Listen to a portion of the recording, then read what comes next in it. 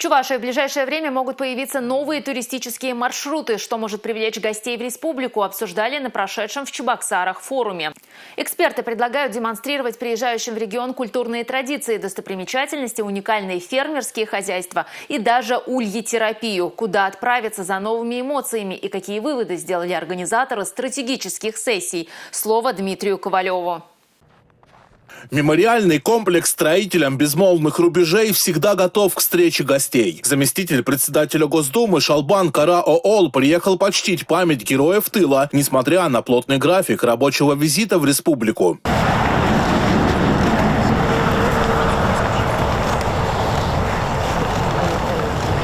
Мемориал строителям безмолвных рубежей особенно хорошо заметен по вечерам, благодаря желто-красной подсветке. К примеру, эти линии символизируют лучи, которые исходят от каждого района республики. Мемориал стал одной из самых популярных локаций в республике для туристов и частью Чувашского национального музея. Часто сюда приезжают экскурсионные группы из других районов. Памятник может быть интересен и жителям всей страны, особенно школьникам. Мы начали работу уже с парком «Патриот», именно потому что это актуально, и для нас важен мостик, да, потому что мы со своей стороны считаем, что каждый ребенок нашей страны должен побывать в парке «Патриот», но будучи там и увидев экспозицию уже нашего мемориала, это та самая дополнительная возможность коснуться ребят страны и учителей истории для того, чтобы приехать в первый в стране построенный именно мемориал строителям безмолвных рубежей. Это логически то, что мы должны были сделать еще давно.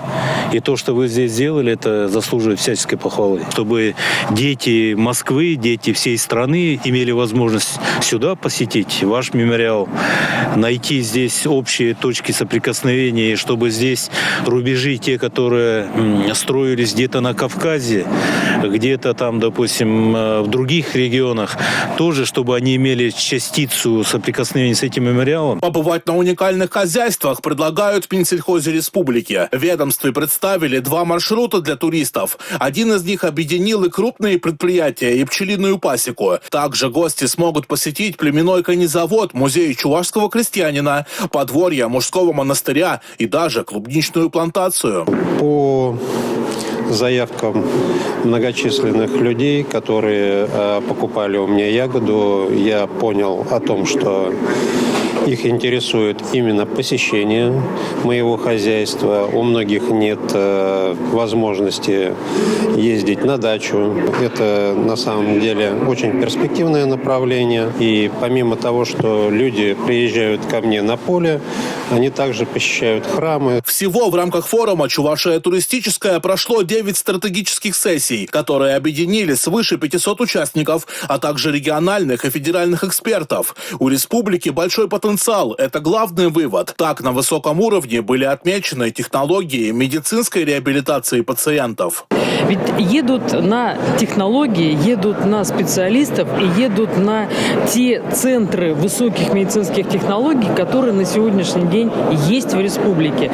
Сегодня очень широко развивается реабилитационный потенциал, а этому сегодня в стране в целом в рамках национального проекта здравоохранения отводится очень большое внимание. Главное, отмечают эксперты, выработать идеальную формулу подачи региона. У республики должна появиться своя изюминка. Нужно работать с гидами, с экскурсоводами, продумывать интересные маршруты и программы. Будучи уже здесь, я много что успел посмотреть, побывал в разных музеях. Я понимаю, что очень большой потенциал туристический у региона. Много что есть посмотреть, но об этом нужно рассказывать. Форум, отмечают его участники, стал возможностью посмотреть на туристический потенциал региона с новой стороны. Очевидно, что у индустрии гостеприимства большое будущее. Дмитрий Ковалев и Николай Скворцов. Республика.